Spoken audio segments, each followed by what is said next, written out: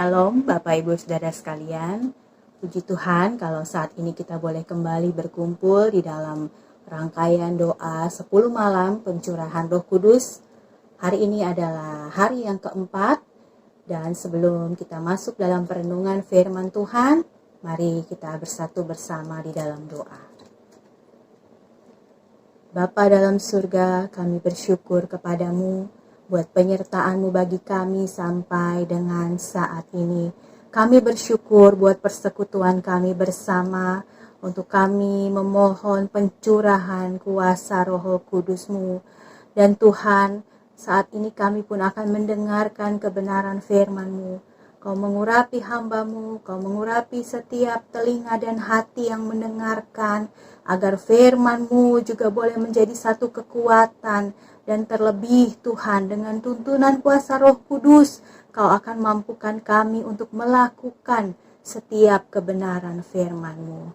Kami sambut kebenaran firman-Mu di dalam nama Tuhan Yesus Kristus. Haleluya, amin. Puji Tuhan, kita akan buka bersama di dalam kitab Yosua pasal yang pertama ayat yang ke-8.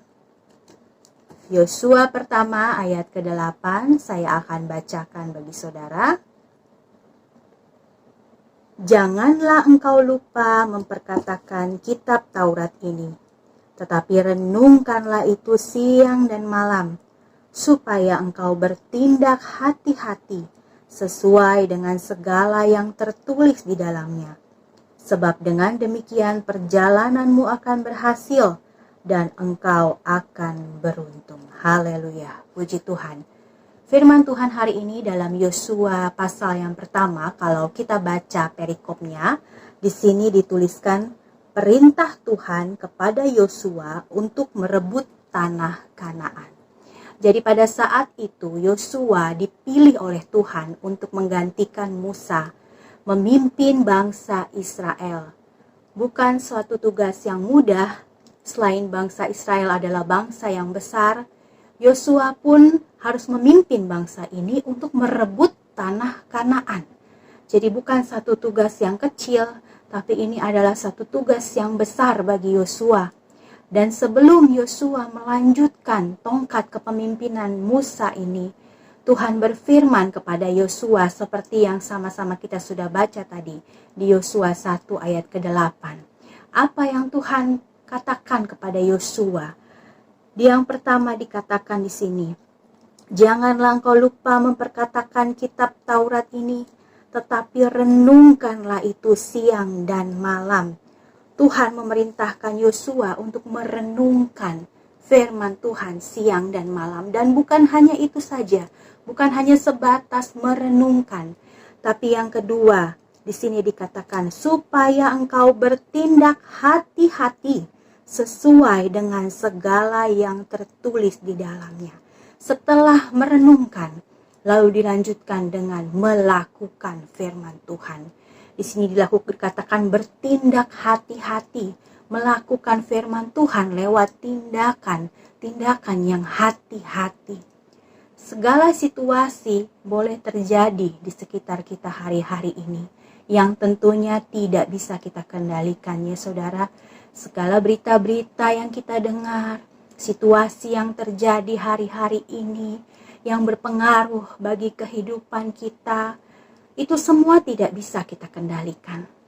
Tapi ada satu hal yang bisa kita kendalikan, yaitu bagaimana respon kita di saat kita menghadapi situasi-situasi ini. Bagaimana kita bisa berespon yang sesuai dengan firman Tuhan. Bagaimana kita bisa bertindak hati-hati di saat situasi yang terjadi sepertinya ingin menggoncang iman dan percaya kita. Disinilah saudara pentingnya peranan dari kuasa Roh Kudus. Karena hanya Roh Kuduslah yang memampukan kita untuk kita bertindak sesuai dengan firman Tuhan. Kalau kita baca bersama, mari kita buka bersama di dalam kitab Yohanes 14 ayat yang ke-26. Yohanes 14 ayat 26, saya akan bacakan. Di sini dikatakan, tetapi penghibur, yaitu Roh Kudus, yang akan diutus oleh Bapa dalam namaku, Dialah yang akan mengajarkan segala sesuatu kepadamu dan akan apa? Mengingatkan kamu, mengingatkan saudara, mengingatkan saya akan semua yang telah kukatakan kepadamu. Jadi Roh Kudus ini yang akan mengingatkan kita akan semua firman Tuhan yang pernah kita dengar lewat ibadah-ibadah seperti sekarang ini. Roh Kudus akan mengingatkan kita, sehingga di saat kita akan bertindak, di saat kita akan mengambil langkah, di saat kita akan merespon sesuatu, Roh Kudus yang mengingatkan kita.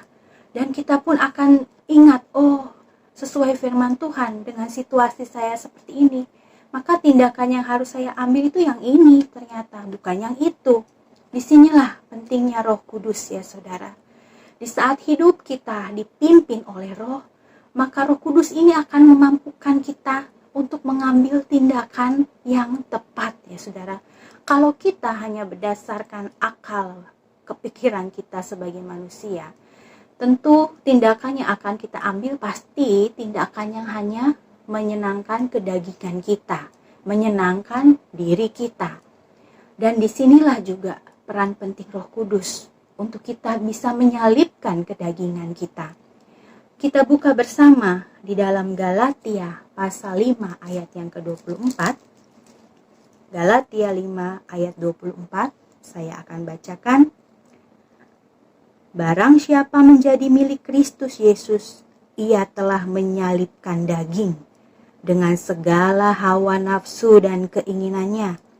Jikalau kita hidup oleh Roh, baiklah hidup kita juga dipimpin oleh Roh. Haleluya. Menyalibkan daging bukan hal yang menyenangkan ya saudara. Menyalibkan daging itu juga bukan hal yang gampang secara manusia. Tapi kalau kita, hidup kita dipenuhi oleh Roh Kudus, Roh Kudus inilah yang memampukan kita untuk dapat menyalibkan daging kita, dan kita akan memilih tindakan-tindakan yang sesuai dengan firman Tuhan. Kesimpulan pemberitaan firman Tuhan saat ini, apakah kita sebagai bapak-bapak atau ibu-ibu atau anak sebagai anak ya, baik mungkin anak yang sudah dewasa, sebagai pemuda, sebagai remaja, sebagai pra-remaja, bahkan anak-anak sekolah minggu, mari kita mau belajar untuk bertindak hati-hati sesuai dengan tuntunan Roh Kudus. Setelah ini kita akan lanjutkan dengan doa bersama dengan keluarga kita di rumah, memohon pencurahan Roh Kudus. Mari para ayah sebagai imam di dalam rumah tangga, dengan ditopang juga oleh istri, mari tumpangkan tangan atas anak-anakmu satu persatu. Baik anak-anakmu yang mungkin masih usia balita, sampai anak-anakmu sudah dewasa, tumpangkan tangan atas mereka. Mohon Roh Kudus turun, tercurah dalam kehidupan mereka, memenuhi hati mereka. Karena sebagai orang tua, pengawasan kita sungguh sangat terbatas, ya Bapak Ibu. Tapi kalau Roh Kudus ada di dalam hidup anak-anak kita, maka Roh Kudus itu akan menyertai mereka dimanapun mereka berada dan memampukan mereka untuk bertindak dengan hati-hati sesuai dengan firman Tuhan. Haleluya.